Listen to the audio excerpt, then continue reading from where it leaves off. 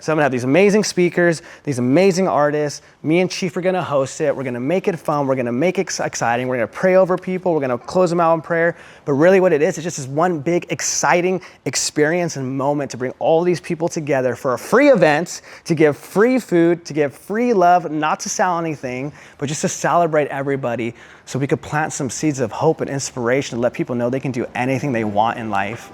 And hopefully they connect with us so we can help walk them through it. Excited, man? I'm so excited.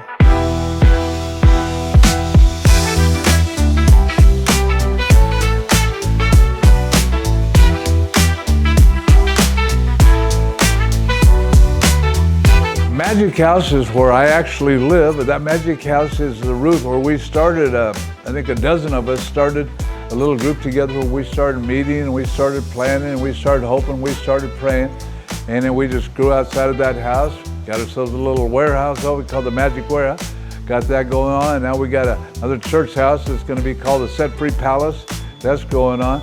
But the social media thing, man, we're talking to people worldwide all the time, and we're getting all these different flavors. We got the Sobriety, you know, we got the 12-step program, we got the Bible, we got Set Free University. You know, we're not stopping. God's given us ideals, and we're just bringing them to pass. It is impossible probably to put into words how the world of recovery has helped me. I had zero interest in being a sober person, literally none, until I met people in the recovery world that were funny and cool and fucking dating, and I was single and I wanted to get married one day, and the world of recovery not only held my hand while I learned the ropes, they also showed me that it was possible and that life was still fun while in recovery. I mean, it's why I'm here.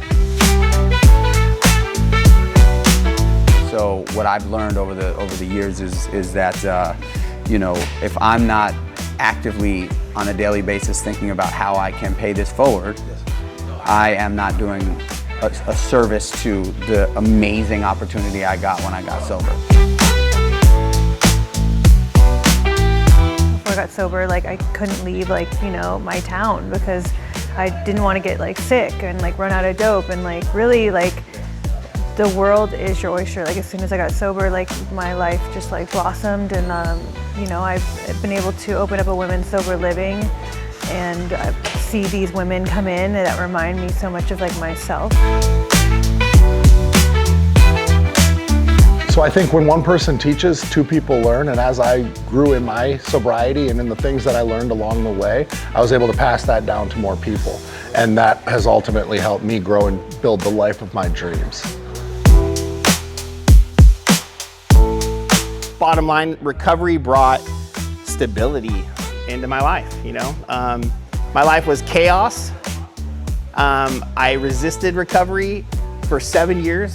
It was literally put in front of me, and I didn't want what was there. And I dabbled with it for 7 years. And when I finally grabbed a hold of it, all I can say is that it's done nothing but open doors for me.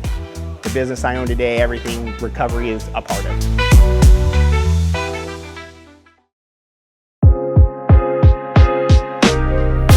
The recovery world has changed my life because it's given me purpose. When God called me to be a pastor, it wasn't just a pastor of anything, it was a pastor of recovery, so that I could help encourage and build up people and help show them the difference between being sober and being truly free. Because true freedom comes from Christ, a relationship with Him. When your identity's in Him, your life will never be the same. I mean, on a daily basis, I have a new freedom and a new happiness because I tapped into this power, which is God. And as a result of that, more has happened for me in the amount of time. The promises, a lot of people in the 12-step world talk about the promises, but they're basing them off the 9-step promises. But all throughout that book, there's so many promises. And, I think one of the things, financial insecurity can sometimes definitely fester in someone's mind, in my mind sometimes. But even outside of that, I know God is in charge, God has a plan, and so, I'm just always manifesting. Life is so good, the promises never end. So recovery just isn't trying to stay abstinent of drugs or alcohol. Recovery is an entire way of life. It's how we can help benefit other people, places, things in order to continue to grow. So it deeply affects me. It's what I do 24/7, 7 days a week, and I wouldn't have it any other way. seeing them change is very encouraging. My brother being one of them. Right now he's sober and he's doing extremely well for himself. Like, out of his whole life, this is probably like the best he's ever been. So seeing him and then seeing other people like that, you know, it's absolutely beautiful to see people recover and change, you know, because too often people don't think it's possible, but it definitely is. I don't know what's happened. I've been praying on my knees, bring my head all the way to the floor, and it's just been phenomenal. The changes that I've seen in myself, and if I see it in myself, I know other people see it, you know, so I'm just really grateful for Fausto, for our relationship, and just the way that he connects everybody. It's something that I've never really seen before. Recovery is not only a huge part of my life, it's also a huge part of the service in my life. And I think to me that's the best part about recovery is, you know, it's not what you do for yourself, it's how you can help others. And I think that's probably why it stuck for me, is because I traded one high for the other, you know, so. Performing at this recovery event, the summit, it was like I used to be on my floor, in the hot apartment floor, laying on the mattress, bottles surrounding me, prescription bottles, to actually like holding the mic, performing on the stage, and I just looked at those two images.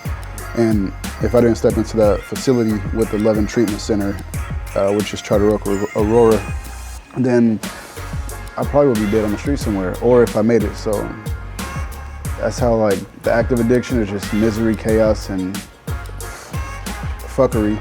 And to get to a place where I could actually look in the mirror and like know that I'm worthy of having relationships with people and know that they are good to have relationships with me as well.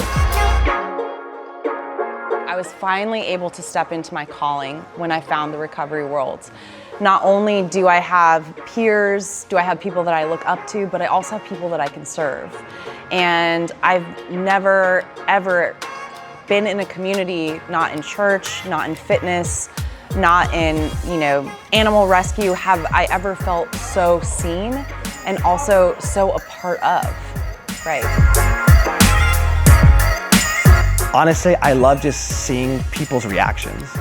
You know, I like talking to my friends, how was it for you? Dude, that was crazy, that was amazing, dude. Like, oh, I love seeing people come together having a great time. That's really what it is, and it's, you know, and don't get me wrong, I love being on stage at times, I love the laughs, really, I just like seeing, when you put everything together in an event, the impact that it has on people's lives.